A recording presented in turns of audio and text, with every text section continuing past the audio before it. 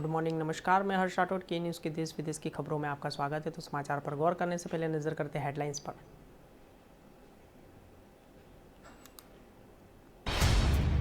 Corona संक्रमण काल के 10 महीनों में केंद्र सरकार ने पेट्रोल, डीजल और नेचुरल गैस पर टैक्स लगाकर खूब कमाई की है। तो सरकार ने सोमवार को लोकसभा में बताया कि 3 मददेशों और टैक्स के उसे 2,995 करोड़ रुपए से कमाई हुई है। तो हंगरी में चीन और फुदान यूनिवर्सिटी के कैंपस में खोले जाने का विरोध शुरू हो गया है। आरोप है कि ये हंगरी सरकार ने चीन के दबाव में आकर राजधानी और बुडापेस्ट में इस कैंपस को खोलकर जाने की मंजूरी दी थी। तृणमूल सरकार ने बंगाल के गवर्नर और बीच टकराव कम होता नहीं दिख रहा है। तो तृणमूल सांसद महुआ मोइत्रा और रविवार को राज्यपाल जगदीप धनखड़ को अकलंजी कहा है।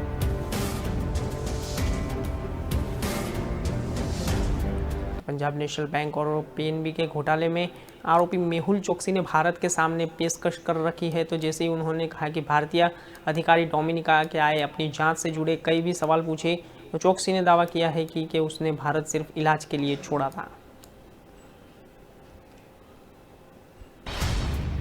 नई रिसर्च ने बताया कि ग्लोबल और वार्मिंग के कारण भारत में मानसून के दौरान बारिश से अधिक होगी तो मौसम खतरनाक करवट लेगा। तो जर्नल एडवांस साइंसेस को शुक्रवार को प्रकाशित दस्तावेज में पिछले 10 लाख वर्षों की स्थितियों का आधार पर मानसून गौर किया गया है।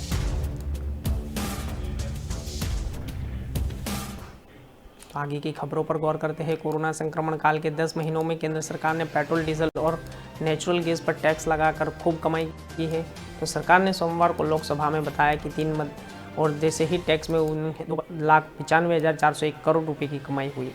तो केंद्र सरकार ने यही कमाई अप्रैल 2020 में और 2021 तक यानी 10 महीने तक बीच हो रही है। तो पिछले साल मार्च महीने में आखिर कोविड-19 की वजह से देश में लॉकडाउन लगाया है। तो जैसे ही बाद में अलग अलग समय में बढ़ाया जाता रहा, तो मालूम है कि मोदी सरकार के कार्यकाल और जैसे ही साल में पहले ही और केंद्र पेट्रोल, डीजल और गैस पर टैक्स महज 74,158 करोड़ रुपए की कमाई हुई है। तो जो 2021 में रिकॉर्ड बढ़ोतरी के साथ करीब 3 लाख करोड़ के आसपास पहुंच गई। तो यूपीए कार्यकाल के वित्त 2013 और 14 में सरकार को इस मद्दे और 53,900 करोड़ रुपए कमाई हुई है। तो ऐसे में 2014 और 15 से तुलना करके 2020-21 में सरकार की इस मदद की कमाई 4 गुना तक बढ़ोतरी हुई है। तो इन्हीं आंकड़ों को दूसरे शब्दों में समझे तो 2014-15 में केंद्र के कुल टैक्स कलेक्शन का पेट्रोल, डीजल और गैस का हिस्सा 5.4% जो हो चुका है। तो 2020-21 में बढ़कर रिकॉर्ड 12.2% के पहुंच गया है। तो आसान शब्दों में समझा जाए तो अगर सरकार को अलग अलग टैक्स में 100 रुपये कमाई होती है तो उसमें 5.4% पेट्रोल, डीजल, गैस का हिस्सा और अब बढ़कर 12% के पार है। तो अब इस संबंध में वित्त राज्य मंत्री अनुराग ठाकुर ने लोकसभा के सवाल के लिखित उत्तर में बताया कि केंद्र सरकार ने मोदी सरकार के आने पर पहला साल 2014 और 15 के दौरान पेट्रोल उत्पादन शुल्क से 29,280 करोड़ रुपए, राज्यपाल और जैसे डीजल उत्पादन शुल्क से 42,881 करोड़ रुपए की कमाई की। तो उन्होंने कहा कि मौजूदा वित्त वर्ष में 2020-21 में पहले ही 10 महीने के दौरान पेट्रोल और डीजल पर संग्रह बढ़ाकर 2.95 लाख करोड़ रुपए इधर पेट्रोल, डीजल की ऊंची कर दरों में लेकर सदस्यों की चिंता जताई। जैसे ही बीच निर्मला सीतारमण के मंगलवार को कहा कि इस सेवा कर परिषद की अगली बैठक में पेट्रोल, डीजल के जीएसटी के दायरे में लाने के सुझाव पर चर्चा की तो उसको लेकर खुशी होगी। तो पेट्रोल, डीजल को केंद्र की ओर उत्पादन शुल्क और जैसे ही राज्य में वेटो लगाया जाता है तो यही इनकी कीमत में आधे से अधिक योगदान रखते हैं। तो उदाहरण है कि तौर पर और दिल्ली में पेट्रोल 91.70 प्रति लीटर दाम में का हिस्सा 60% तक हो गया है। तो इसमें उत्पादन शुल्क का योगदान 36% तक है। तो यही दिल्ली में डीजल 81.47 पैसा और जैसे ही 53% की हिस्सा थी और जैसे ही डीजल के खुदरा मूल्य से 39% का हिस्सा उत्पादन शुल्क का बढ़ाया जा रहा है।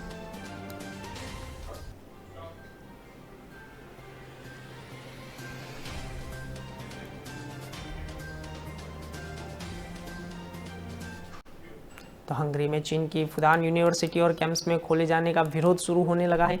तो लोग आरोप है कि हंगरी सरकार ने चीन दबाव पर आकर राजधानी बुडापेस्ट का इस कैंपस को खोले जाने की मंजूरी दी थी। तो विरोध वालों को आरोप है कि अगर चीनी यूनिवर्सिटी का कैंपस देश में खुलेगा तो इसको कम्युनिस्ट विचारधारा को बढ़ावा मिलेगा और कम्युनिस्ट हावी हो जाएंगे। तो एक महीने में दूसरा मौका है कि जब चीन को यूरोप में विरोध का सामना करना पड़ा, तो इसके पहले और लिथुआनिया के चीन के 17 और जैसे ही संगठन से अलग अलग फैसला किया था। तो लिथुआनिया से जैसे बाकी के देशों से ऐसे भी करने की अपील की थी।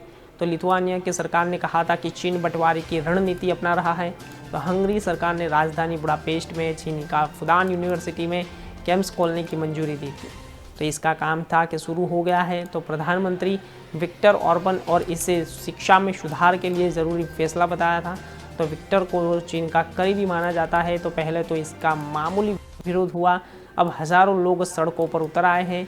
तो CNN से बातचीत में 22 साल के स्टूडेंट पैट्रिक ने कहा कि हमारी सरकार की देशद्रोह और कर रही है, तो और उसके कदम से हमारी एजुकेशन की क्वालिटी ख़राब हो रही है और इसका सीधा असर यूरोपियन और यूनियन पर पड़ेगा।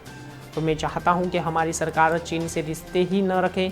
और पैट्रिक कहते हैं कि जो फंड चीनी यूनिवर्सिटी को तैयार करने पर खर्च किया जा रहा है वो हमारी यूनिवर्सिटीज़ पर बेहतरीन खर्च किया जाए, तो इससे देश और यूरोपियन यूनियन को फ़ायदा होगा। तो एक और छात्रा ने कहा कि जिस जगह यूनिवर्सिटी के लिए दी गई है वहाँ हमारे हॉस्टल बने थे, तो हमारे रहने की जगह चीनी जैसी और किसी विदेशी ताकत को कैसे दी जा सकती है। तो चीन ने तानाशाही हो सकती है यहाँ तो मुमकिन नहीं, लेकिन ख़ास बात यह है कि बुडापेस्ट के मेयर भी सरकार का विरोध कर रहे हैं और उन्हें प्रदर्शनकारियों के साथ उनके मार्च में भी और हिस्सा लिया है। तो जैसे उन्होंने कहा कि हमारी सरकार चीनी की तानाशाही को यहाँ लेकर आना चाहती है, हम ये कभी नहीं होने देंगे।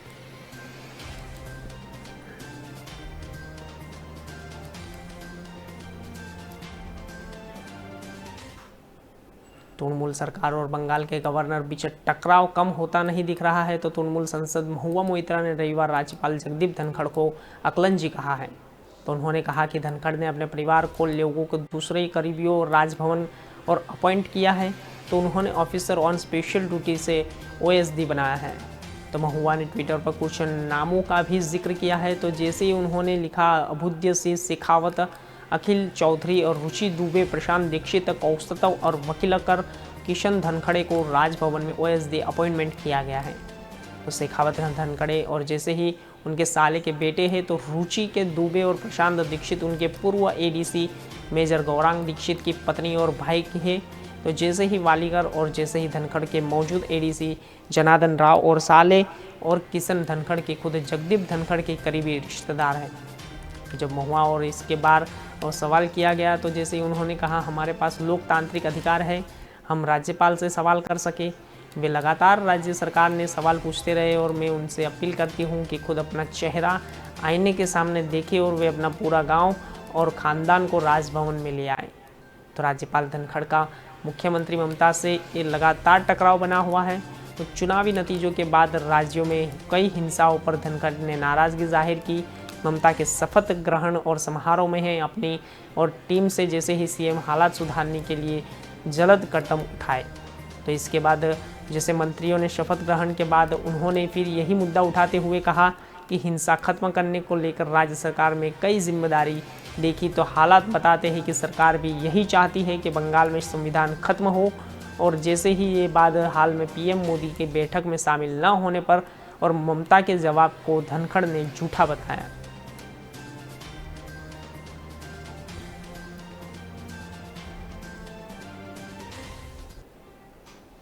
तो पंजाब नेशनल बैंक और घोटाले के आरोपी मेहुल चौकसी ने भारत के सामने पेशकश रखी है। तो जैसे उन्होंने कहा कि भारतीय अधिकारियों डोमिनिका में आए अपनी जांच से जुड़े कई सवाल पूछे।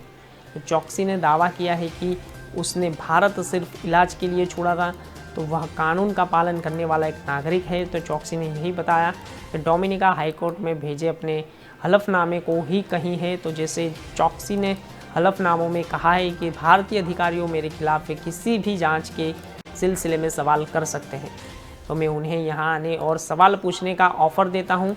मैंने भारत में किसी एजेंसी से बचने की कोशिश नहीं की। जबकि मैं अमेरिका में इलाज कराने के लिए भारत छोड़ रहा था, तब मेरे खिलाफ किसी भी एजेंसी द्वारा कोई भी वारंट नहीं जारी किया गया था। तो मेहुल चौकसी एंटीगुआ के नागरिकता को लेकर 2018 से वहीं रहे थे और जैसे ही लेकिन उन्हें 23 मई को अचानक से वहां से लापता हो गया। तो इसके 2 दिन बाद वही डोमिनिका में पकड़ा गया था। तो इसके पूरे मामले के बीच एंटीगुआ के प्रधानमंत्री गैस्टन ब्राउन एक ही चिट्ठी में सामने आई है। तो जैसे ही उन्होंने कहा गया कि मेहुल ने नागरिकता से संबंधित जानकारी छिपाई थी। तो 14 अक्टूबर 2019 को लिखे खत में ब्राउन ने कहा था कि मैं एंटीगुआ के बाराबूडा नागरिकता अधिनियम कैंप 22 की धारा 8 के मुताबिक एक आदेश देने का प्रस्ताव करता हूँ, ताकि आपको तथ्यों को जानबूझकर छिपाने का आधार पर एंटीगुआ और बाराबूडा की नागरिकता से वंचित किया जा सके। तो चौकसी पर गैरकानूनी तरीके से डोमिनिका में एंट्री करने का आरोप है, लेकिन उनसे अपनी हिरासत को हाईकोर्ट में चैलेंज किया है। तो चौकसी ने दावा है कि यह एंटीगुआ और बाराबूडा के अपहरण डोमिनिका लाया गया था। तो हालांकि सरकारी वकील ने चौकसी के दावे को विरोध करते हुए कहा कि वह गैरकानूनी तरीके से डोमिनिया और जैसे एंटर हुआ तो जैसे ही चलते हिरासत में लिया गया था।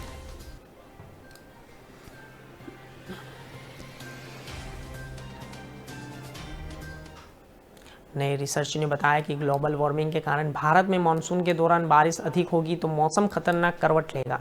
तो जर्नल एडवांस साइंस में शुक्रवार को प्रकाशित दस्तावेज के पिछले 10 लाख वर्षों की स्थितियों के आधार पर मानसून पर गौर किया गया है। तो रिसर्च में कहा गया है कि आने वाले वर्षों में बहुत अधिक बारिश होने के दौर और बार बार आएंगे।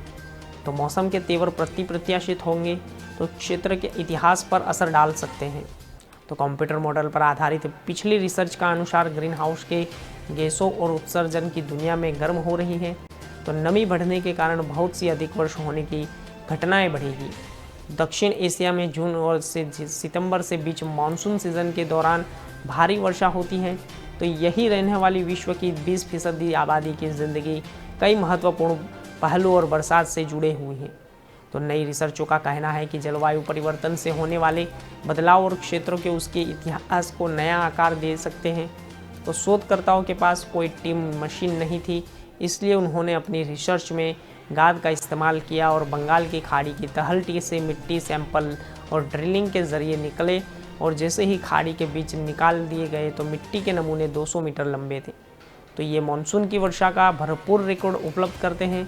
तो खाड़ी में बारिश के मौसम में अधिक ताज़ा पानी आता है, तो इससे और सतह पर खारा पानी पर हो जाता है। तो इस कारण सतह पर रहने वाले सूक्ष्म जीव मरते हैं और जैसे ही नीचे तलहटी से में बैठ जाते हैं तो उनकी कई परत बनती है। और वैज्ञानिकों ने तलहटी के सैंपल से मिले जीवों को जीवाश्मों का विश्लेषण किया। पानी में खारेपन का स्तर, ऑक्सीजन आइसोलेट और जैसे वातावरण में कार्बन डाइऑक्साइड संग्रह अधिक होने से विश्व बर्फ का स्तर कम रहने और क्षेत्रों में नाम वाली हवाओं का लगातार बढ़ने के बाद भारी वर्षा और पानी कम खारेपन की स्थितियां आई हुई हैं।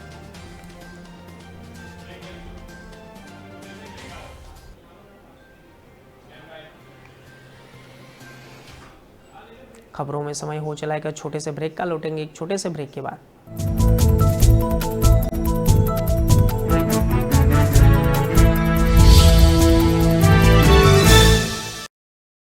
ડેડ જલ્દી કરો, પ્રેક્ટિસ માટે લેટ થાય છે. યસ ચેમ્પ, આવું છું.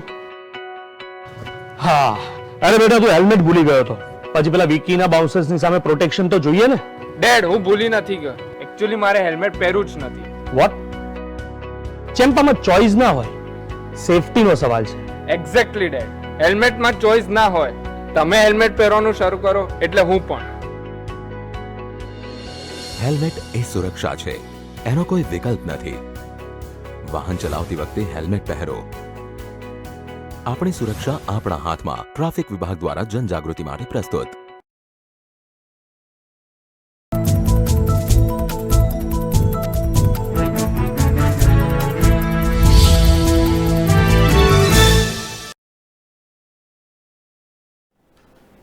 ब्रेक के बाद आपका स्वागत है। आगे की खबरों पर गौर करते हैं।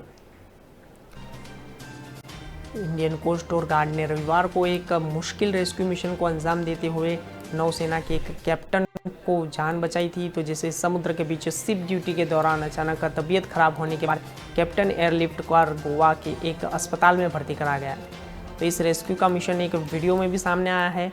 तो बीमार होने वाले 50 साल के म्योग और ब्लॉक MT एलियम के शिप के कैप्टन हैं। तो दक्षिण कोरिया के नागरिक है। तो वे उनके बाएं हाथ में लकवा हो गया है और उनका ब्लड प्रेशर भी लो हो गया है। तो हालांकि अब अस्पताल में उनकी हालत ठीक है। तो कोस्ट गार्ड ऑफिसर के मुताबिक और जैसे ही सुबह करीब 4:30 बजे मेरी टाइम रेस्क्यू कोऑर्डिनेशन सेंटर की तरफ से एक मैसेज मिला था।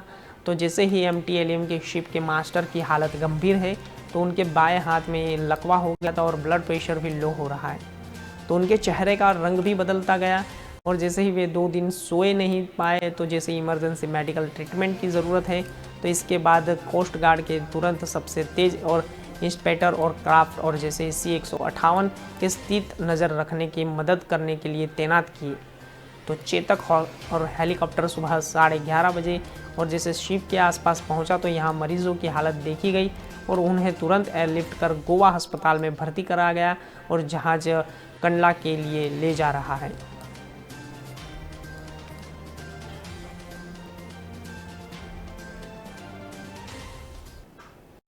तो पश्चिम बंगाल में भाजपा नेता शुभेंदु अधिकारी और उनके भाई शुभेंदु के खिलाफ FIR दर्ज कराई गई है। तो उन पर नगरपालिका से राहत सामग्री चुराने का आरोप लगाया है। तो कांठी नगरपालिका प्रशासनिक बोर्ड के मेंबर रत्नदीप मन्ना और जैसे ही कांठी पुलिस स्टेशन में 1 जून को भाजपा नेता के और उनके भाई के खिलाफ शिकायत दर्ज कराई थी। तो शुभेंदु कांठी नगरपालिका के पूर्व म्यूनिसिपल और चीफ भी रह चुके हैं। तो शिकायत में कहा गया है कि 29 मई को दोपहर करीब 12:30 बजे शुभेंदु एवं उनके भाई के कहने पर नगर पालिका के कार्यालय के गोदाम का ताला जबरदस्ती खोला गया और यही है कि सरकारी त्रिपाल को ले जाया गया और इसकी कीमत करीब 1 लाख रुपए बताई जा रही है। तो शिकायत में बताया गया है कि चोरी के दौरान भाजपा नेताओं ने सेंट्रल आर्म फोर्स के इस्तेमाल किया है। तो मामला उसी दिन दर्ज किया गया है जब शुभेंदु के एक करीबी सहयोगी को कोलकाता पुलिस ने धोखाधड़ी के केस में गिरफ्तार किया। तो जैसे ही राखल और बेरा को 2019 के सिंचाई के जलमार्ग में मंत्रालय में नौकरी का झांसा देकर एक व्यक्ति को ठगने के आरोप में गिरफ्तार किया गया था। तो शिकायत करने पर आरोप ने लगाया कि जैसे ही ये 2 लाख रुपए का भुगतान किया फिर भी उसे नौकरी नहीं मिली। तो शुभेंदु और उसके विधानसभा में चुनाव मुख्यमंत्री ममता बनर्जी की नंदीग्राम सीट 1956 के वोटों से मात दी थी। तो जैसे ही चुनाव में पहली बार भाजपा की मुख्य विपक्षी पार्टी बनकर उभरी और कुल 292 सीटों पर तृणमूल और को 213 सीटों पर जीत दर्ज की। तो भाजपा के खाते में और 77 सीटें आई है। तो जैसे ही जीतें दर्ज की तो वहीं कांग्रेस और लेफ्ट गठबंधन का खाता तक नहीं खोल पाए।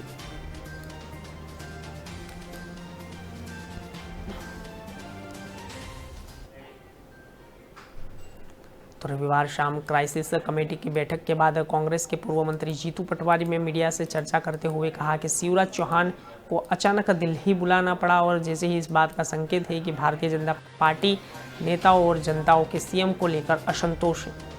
तो शिवराज सिंह चौहान 1 वर्ष में जो कार्य किया है वही उसमें फेल हुए हैं। तो जीतू पटवारी ने शिवराज सिंह चौहान और गृह मंत्री आरोप लगाते हुए कहा है कि उन्होंने सत्ता को खरीदा है और प्रदेश में गुंडागर्दी से बनी हुई है। तो वर्तमान में जो सरकार है चुनाव लड़ेंगे और नहीं जीत पाए तो चोर और डाके की सत्ता में तरह के हाल होते जा रहे हैं। तो जुड़ाई की हड़ताल को लेकर पटवारी ने प्रदेश की सरकार से बड़ी अहंकारी बात की और CM को सरकार पर अपनी अड़ पर और जैसे ही शहर में लगातार मरीज और परेशान हो रहे हैं तो व्यवस्था और गड़बड़ी आती जा रही है और मुनियों को डॉक्टरों को सरकार कोर्ट के माध्यम से दबा रही है।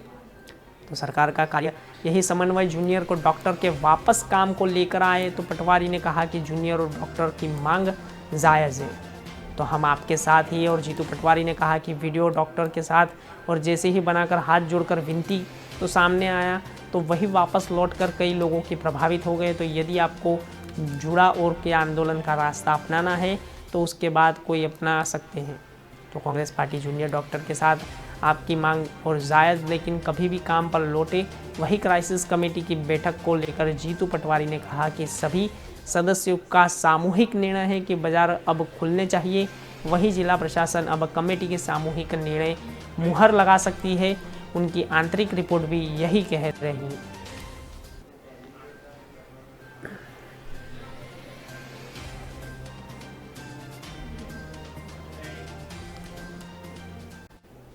तो प्री मानसून की दस्तक के बाद योजना दोपहर जहां तक धूप के साथ शाम के बारिश हो रही है, तो यही रविवार को जारी और इस दिन शाम के रिमझिम बारिश हो रही है। तो महाराष्ट्र के कर्नाटक में और शनिवार के दक्षिण पश्चिम मानसून पहुंच गया है।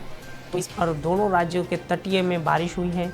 तो मौसम के वैज्ञानिक के मुताबिक दक्षिण मानसून उम्मीद के जैसे ही मुताबिक यहाँ महाराष्ट्र के तटीय जिले की रत्नागिरी के हरनाई बंदरगाह पहुँचा। तो इससे दक्षिण कर्नाटक के ज़िले में बारिश भी हुई। तो मानसून को आगे बढ़ाने की दिशाएं अनुकूल हैं। तो यही मानसून के अगले 48 घंटों में गोवा, आंध्र प्रदेश, तेलंगाना, तमिलनाडु और पूर्वोत्तर के कुछ और हिस्सों में पहुंच सकता है। इंदौर में रविवार को दिन भर बादल छाए रहे। तो वही शाम होते हुए बादल ने एक बार फिर शहर को तरबतर कर दिया और जैसे ही अधिकतम तापमान सामान्य से 2 डिग्री कम 37.6 दर्ज किया, तो न्यूनतम तापमान भी सामान्य से 3 डिग्री कम होकर 22.9 डिग्री रहा। तो 2-3 दिन बारिश की उम्मीद 40% तक जताई जा रही है।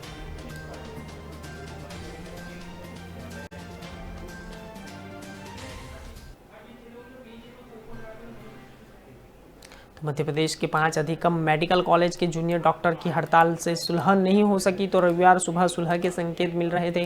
तो दोनों विपक्ष नरम पड़े, लेकिन शाम 4:30 बजे बाद जूनियर डॉक्टर और चिकित्सा शिक्षा मंत्री विश्वास सारंग की मुलाकात के बाद हड़ताल खत्म नहीं हुई।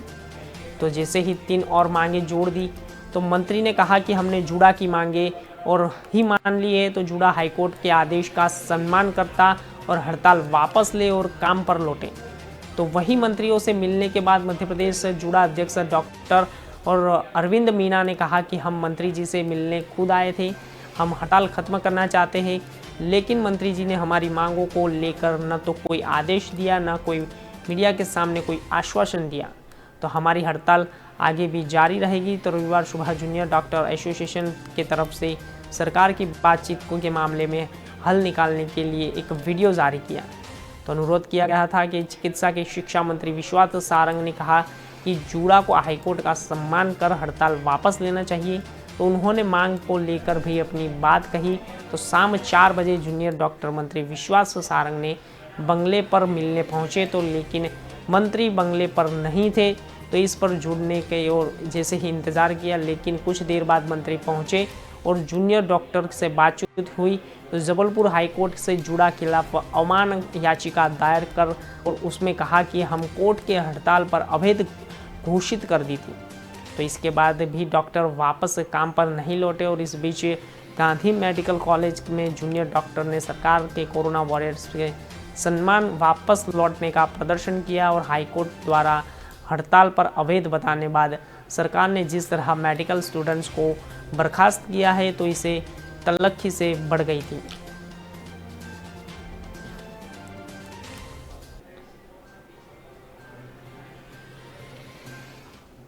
तो खबरों में समय हो चला है छोटे से ब्रेक का, लेंगे एक छोटा से ब्रेक।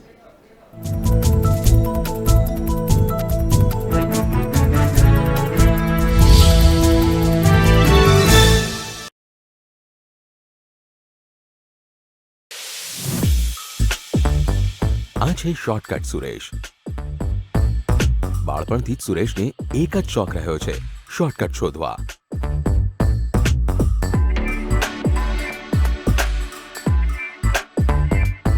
ઉંમરની સાથે સુરેશના શોર્ટકટ પણ મોટા થતા ગયા. આજે સુરેશે નક્કી કર્યું કે રોંગ સાઈડ લઈને એ 3 કિલોમીટરના અંતરને 2.5 કિલોમીટરનું કરી નાખશે. 1/2 કિલોમીટર બચાવવાના ચક્કરમાં સુરેશે આખી જિંદગી ગુમાવી. સુરક્ષાનો કોઈ શોર્ટકટ હોતો નથી. આપણી સુરક્ષા આપણા હાથમાં. ટ્રાફિક વિભાગ દ્વારા જનજાગૃતિ માટે પ્રસ્તુત.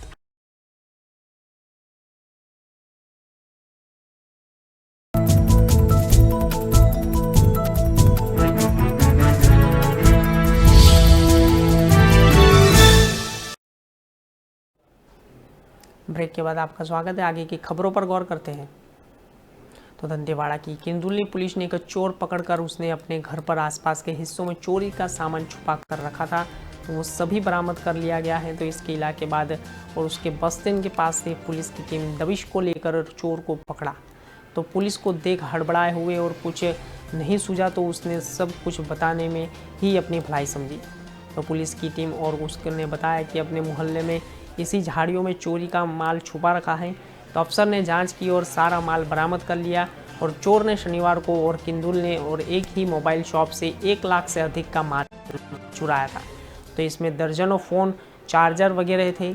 तो सिंगापुर कैंप रेलवे के जैसी पटरी के पास रहने वाला और आरोपी मंगल सिंह राजपूत 23 वर्ष और जैसे पिछले कई दिनों में बस स्टैंड स्थित वानी मोबाइल दुकान पर नज़र बनाया हुआ था।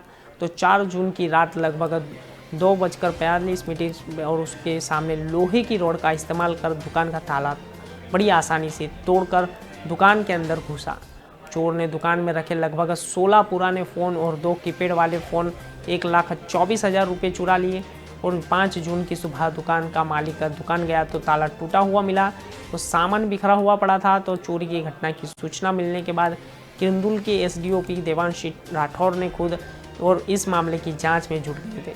तो दुकान में लगे सीसीटीवी के फुटेज और खंगाला गया। तो सीसीटीवी फुटेज में आरोपी युवक का दुकान में लगे सीसीटीवी को देखकर अपनी पहचान छुपाने के लिए अपनी कमीज़ उतार और अपने चेहरे पर बांध लिया। तो जैसे ही आरोपी सीसीटीवी में देखा गया तो पुलिस ने और इससे इलाके में टैटू वाले युवक का पता लगाने का मुश्किल ही नहीं था। लेकिन कुछ ही दिनों में और लोगों ने बताया कि 5 जून ही बस स्टैंड के पास टैटू वाला एक युवक को देखा गया था।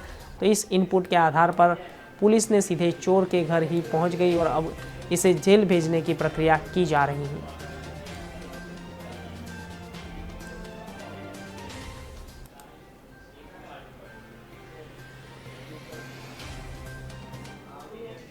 तो देश में रविवार को कोरोना के 1,01,159 मामले सामने आए। तो यही आंकड़ा पिछले 62 दिनों में कम हो रहा है। तो जैसे इससे पहले 5 अप्रैल को 96,563 लोगों की कोरोना रिपोर्ट पॉजिटिव आई। तो पिछले 24 घंटे में संक्रमण की वजह से 2,444 लोगों की मौत हुई। तो देश में करीब 42 दिनों में और जैसे ही रोजाना मौतों का आंकड़ा 2500 से नीचे आया है। तो इससे पहले 22 अप्रैल को 2,257 लोगों की मौत हुई। तो राहत की बात यही भी है कि बीते दिनों में 1,73,831 लोगों ने कोरोना की मौत और सामने आते हुए एक्टिव केस यानी कि इलाज को जैसे ही मरीजों की संख्या में 75,151 की कमी का रिकॉर्ड किया गया है।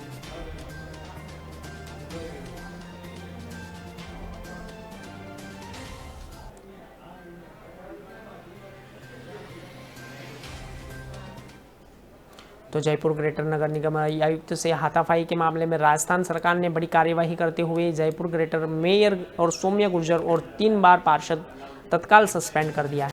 तो भाजपा पार्षद और अजय सिंह चौहान पारस और जैन शंकर शर्मा ने सस्पेंड किया। तो यही स्वायत्त शासन विभाग ने देर रात चारों सस्पेंड करने के आदेश जारी किए हैं। तो सरकार ने आयुक्त मारपीट की घटना की न्यायिक जाँच करवाने का फैसला किया। तब तक मेयर व पार्षद सस्पेंड रहेंगे। मेयर को पार्षद पद से सस्पेंड कर दिया है।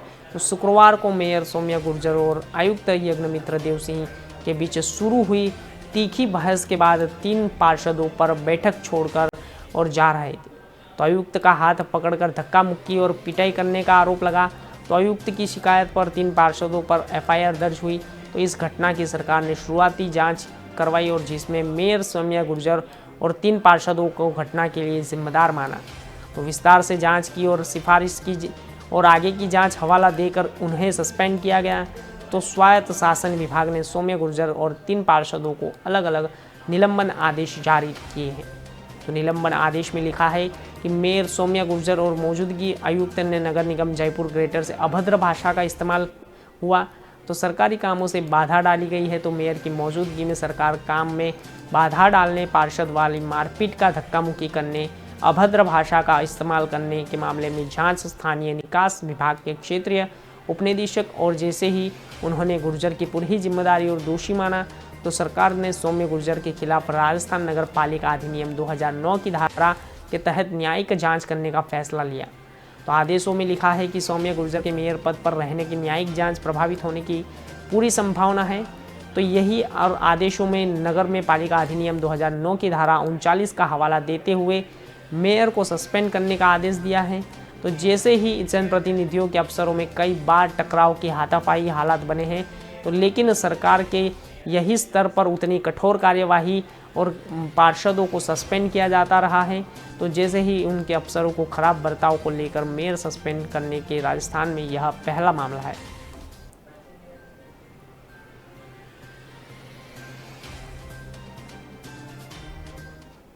तो यूपी के गोरखपुर में रविवार को एसटीएफ के साफ शूटर परवेज अहमद को एनकाउंटर में मार दिया है। तो उस पर 1 लाख रुपए का इनाम था और परवेज के अंडरवर्ल्ड डॉन छोटा राजन और खान मुबारक का राइट हैंड माना जाता था। तो उसी नकली और करेंसी के और कारोबार के बादशाह भी कहते थे। तो परवेज ने उसके मामूली और वसूलात के सिंडिकेट बैंक चलाता था और जैसे ही और उसके पास में बताया कि शनिवार को परवेज की गोरखपुर की चिलुआताल और इलाके के नकहा में एक सफ़ेदी पोश में मीटिंग थी। तो लेकिन देर शाम अचानक मीटिंग की सील हो गई और मीटिंग रविवार दोपहर को होनी थी। तो दोपहर करीब 3 बजे अपने एक साथी को लेकर बाइक से और आने को कहा था। तो एसटीएफ ने पीपीगंज इलाके के शहरी बालापार रोड पर घेराबंदी कर दी। तो एडीजी अमिताभ यश के मुताबिक पुलिस ने रुकने का और इशारा कर दिया तो उसने फायरिंग शुरू कर दी और जब भी फायरिंग में वह मारा गया और उसने 4 गोलियां लगी तो परवेज के पास 2 पिस्तल भी बरामद हुई और उसका भी साथी फरार हो गया। तो जिसे पकड़ने के लिए पुलिस अब पीछा कर रही है। तो अंडरवर्ल्ड डॉन खान मुबारक के इशारे पर गोलियों बरसाने पर वाला और जैसे ही अक्टूबर 2000 में अम्बेडकर नगर जिले में बीएसपी नेता जुकाराम मेहंदी की हत्या कर फरार हुआ था। तो बाद पुलिस ने उस पर 1 लाख रुपए का इनाम घोषित किया था। तो परवेज अम्बेडकर नगर के मखदूर नगर का रहने वाला था। तो एसटीएफ गोरखपुर यूनिट के डिप्टी और एसपी धर्मेश कुमार शाही और निरीक्षक सत्यप्रकाश सिंह ने बताया कि परवेज और मखुमदर नगर में हत्याओं के मामले में मोस्ट वांटेड रह चुका है। तो अंडरवर्ल्ड डॉन छोटा राजन खान मुबारक का दाहिना हाथ कहा जाने वाला परवेज नेपाल वाया गोरखपुर नकली नोटों के कारोबार का बादशाह भी रह चुका है। तो पाकिस्तान से आने वाला यह नेपाल पूरे देश में भेजा था। परवेज ने कहा कि इस काम में गोरखपुर के बदमाशों ने सफ़ेद पोश शामिल थे। तो गोरखपुर के जैसे ही अपराधिकारी बरामद के अंजाम दिया, लेकिन यही ज़रूरी है कि संपर्क में कोई मामला दर्ज नहीं था, इसलिए वो बेखौफ घूमता था।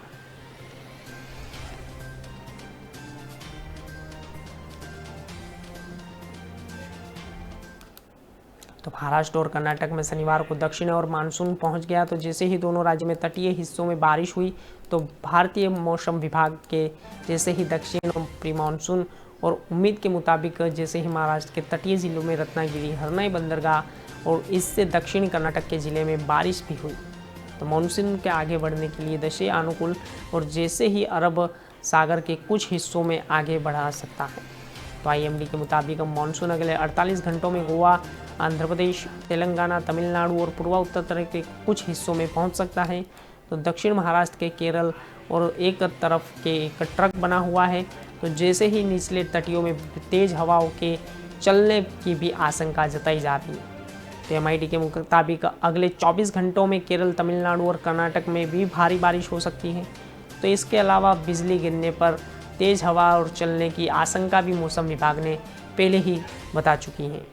तो जैसे ही मानसून के भारत में सामान्य अधिकारियों और जैसे पूर्वपूर्त सामान्य से कम कहा और प्रदेशों में मानसून की एंट्री जून के अंत तक होगी।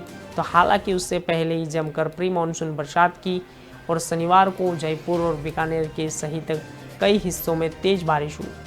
तो बीकानेर में 13 और जैसे ही पिलानी 6.1 शिखर और बारिश होने पर इसकी वजह से 50 के करीब रहने वाला पारा 40 डिग्री के पार करीबन हुआ। तो जैसे ही शनिवार को सिर्फ 7 शहरों में दिन का पारा 40 डिग्री से अधिक रहा। तो 41 डिग्री के साथ पाली सबसे गर्म शहर रहा।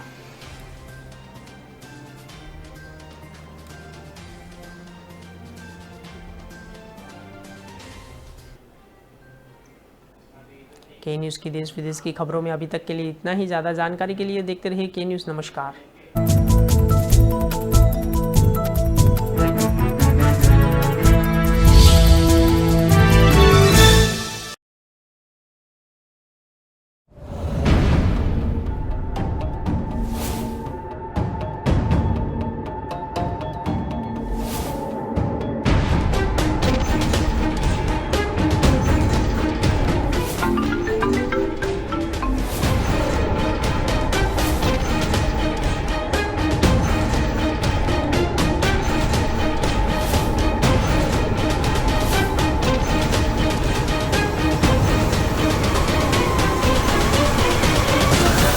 જિંદગી એ માઓ નથી કે એને ચાવીને થૂંકી દઈએ.